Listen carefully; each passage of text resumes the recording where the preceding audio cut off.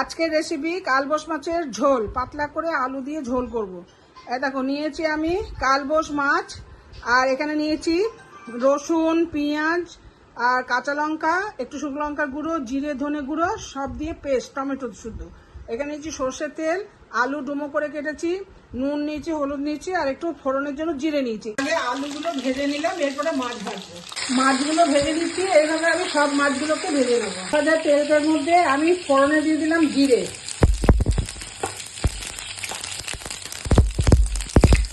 এরপর আমি এটার মধ্যে দিয়ে দেবো পেঁয়াজ বাটা, এই যে মশলাটা করে দিচ্ছি মশলাটার মধ্যে আমি দিয়ে দিলাম নুন আর হলুদ দিয়ে এবার মশলাটা আমি কষিয়ে নেবো খুব ভালো করে।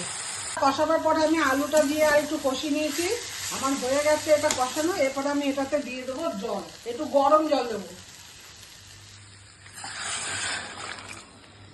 মাছের ঝোলটা আমার হয়ে গেছে, এবার নামাবার আগ দিয়ে আমি একটু ধনে পাতা দিয়ে দেবো। এটা দিয়ে আমি এবার একটুখানি ঢাকা দিয়ে দেবো।